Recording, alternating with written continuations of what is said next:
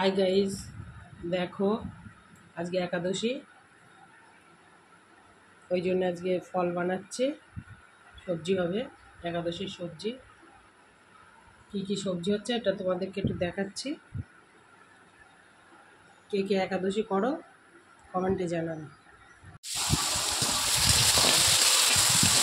Hello guys, সবজি কাটা হয়ে গেছে, এবার রান্নার কাজে এসেছি। আলুগুলো ভেজে নিয়েছি, আলু ভেজে নিয়ে তারপরে আগে বাদাম ভেজে নিলাম, তারপর আলু ভাজলাম, তারপরে সাবুগুলো দেবো।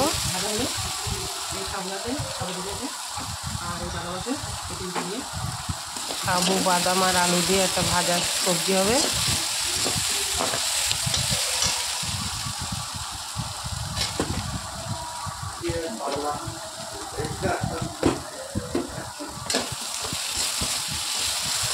সবজি কাটা হয়ে গেলে এবার আলুগুলো আমি ভেজে নিচ্ছি।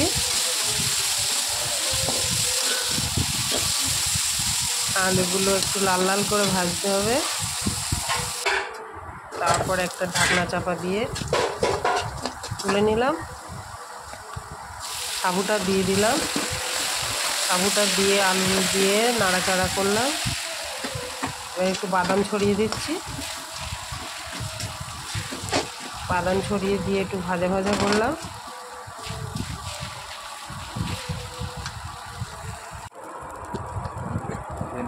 এবার কড়া ধুয়ে নিয়ে কড়াটা আবার বসিয়ে দিলাম, দিয়ে একটু তেল ছড়ালাম, তেল ছড়িয়ে দিয়ে এবার সবজিগুলো ভেজে ভেজে নেব।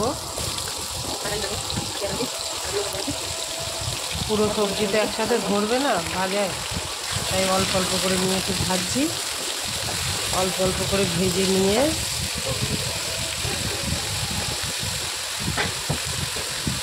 তারপর একটু লবণ ছড়িয়ে দিলাম,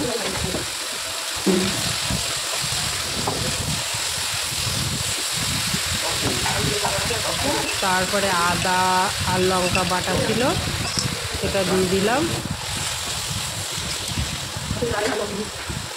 দিয়ে আবার একটু ভাজা ভাজা করে একটু ঢাকনা দিয়ে দেবো, ঢেকে দেবো। এটা পুরো সবজিটা দিয়ে দিলাম, দিয়ে এবার ঢেকে দেবো।